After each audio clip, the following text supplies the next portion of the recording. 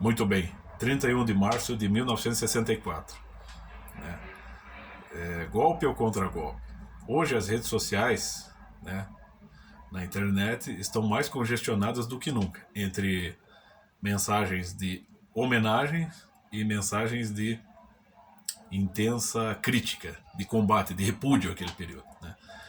Jornais que hoje pregam oposição ao atual governo Jair Bolsonaro, né, estão publicando artigos que, vamos dizer assim, analisam aquele período histórico de modo totalmente negativo, ao passo que mídias alternativas mais conservadoras também estão editando artigos que, vamos dizer assim, fazem um balanço mais equilibrado daquele período, né? Reconhecendo méritos e deméritos. O professor Olavo mesmo já explicou muito sobre o período da ditadura, o regime militar, né? Ele mesmo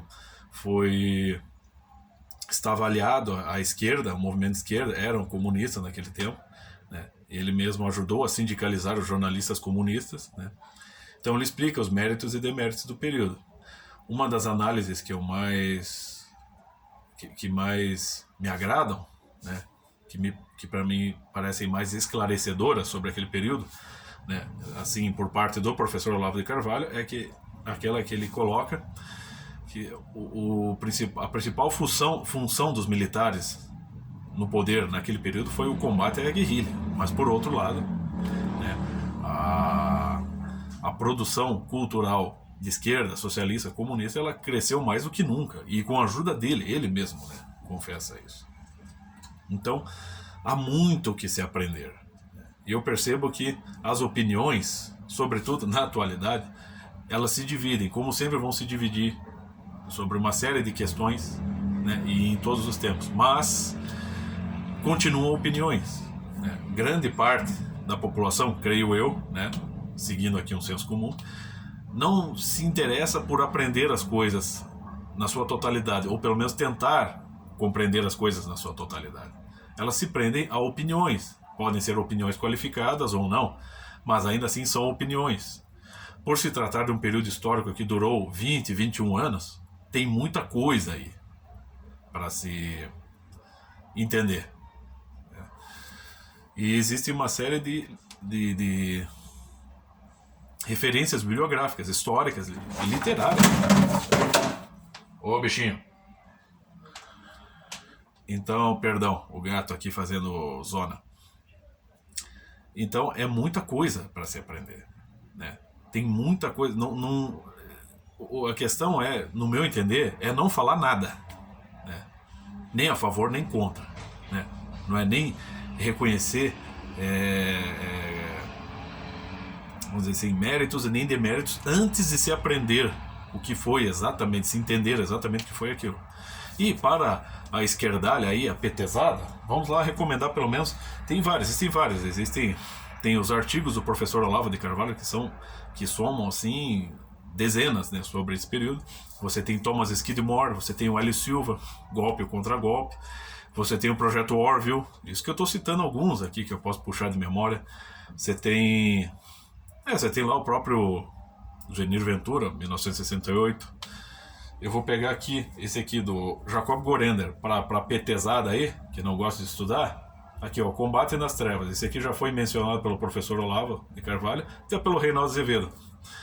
Então aqui tem uma autocrítica sobre aquele período, escrito pelo maior líder comunista na história do Brasil. E de contrapeso, né, esse aqui, O Imbecil Coletivo do professor Olavo, onde em alguns artigos aqui também ele faz algumas revisões sobre aquele período. Isso para começar a entender a coisa. A partir do meu critério também, claro. Eu sou um estudante sério, mas eu tenho muito que aprender. Então eu estou começando a entender aquele período. Só se você pegar ali o Golpe ou Contra-Golpe do Hélio Silva, assim, os 2 primeiros capítulos ele está só explicando a situação socioeconômica do Brasil, né? Até antes do ano de 1922, da Semana Cultural, né, que foi basicamente o ano de fundação do comunismo aqui no Brasil, do Partido Comunista no Brasil. Ele explica já desde antes, da primeira década do século XX, século passado, né, já a crise no poder militar, né, depois lá da instauração da República no Brasil, né, ele já pega mais ou menos esse período, né, e, né, aí ele pega o ciclo, vai explicando o ciclo econômico do café e como estava o estado de espírito da população naquele período. Ou seja, ele vai mapeando os acontecimentos históricos até culminar no período, né, no dia 31 de março de 1964. Quer dizer, o processo é longo. Para você compreender, você vai ter que se esforçar. Né? E eu estou começando a entender também isso aí. Então você pega e olha que o Hélio Silva também é mais à esquerda, um cara com um pezinho na esquerda, um historiador. Ele era médico e historiador, é um dos grandes aí do Brasil. Né? Você pode pegar o Alceu Amoroso Lima, né? Também tem muitos comentários a respeito, entre outros, né? Gilberto Amado. Todos esses grandes escritores na época já eram, né, no período do regime militar, eram homens já de idade, já dos seus 60, 70 anos, eram homens sábios que perceberam a situação. Você tem as obras de Carlos Lacerda, eu tenho aqui uma coletânea de discursos de Ernesto Geisel nos anos 70, falando sobre a crise do petróleo. Tudo isso, cara, você tem que entender, você tem que acessar pelo menos o máximo que você puder para você entender o máximo daquele período. E não se prender às opiniões que estão aí na TV, nas redes sociais, que ou elogiam radicalmente ou detonam radicalmente aquele período, criando times, né? Criando torcidas que vão apenas se degladiar com opiniões, lançando opinião na cara um do outro, mas sem de fato entender. E não adianta dizer, porque tal pessoa viveu naquela época, os meus pais, os meus avós. Meu filho, um dos maiores historiadores, por exemplo, um dos maiores especialistas em Roma Antiga, que é o Arnold Toynbee, por exemplo, ele não viveu na Roma Antiga, mas ele tem acesso àquilo. E ele certamente tem muito mais acesso a todo aquilo, porque a história da Roma Antiga se completou. Mas quem viveu na Roma Antiga, por mais que compreendesse aquele período, não viu o ciclo se completar. Hoje um historiador desse naipe pode entender, sem precisar ter vivido aquela época, porque isso requer muita investigação, mapeamento mesmo da situação. E a mesma coisa aqui, né? Não é porque uma pessoa viveu naquela época, né? Não é porque um cara esteve lá em Woodstock, doidão de maconha, sabe explicar Woodstock, meu filho, né? Mais pra frente são historiadores que vão pegar todos os dados, todos os registros, filmes, edições, né? Para montar um panorama.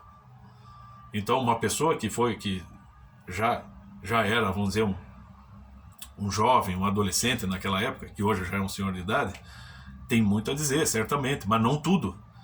Porque nem todos estavam interessados em perceber aquela situação, assim como hoje. Muita gente, quer dizer, o Brasil está passando um período terrível, mas muita gente não está ligada em tudo o que está acontecendo. Por quê? Porque tem a sua vida para cuidar, né? Está mais interessada em outras coisas também, né? Então, tudo isso requer esforço intelectual, né? Então, o que há para comemorar, né, o que há para se reconhecer sobre o golpe, o regime militar, eu não sei, eu estou entendendo ainda. E o que há para se criticar e se condenar, também não sei, ainda estou entendendo. E é melhor que você faça.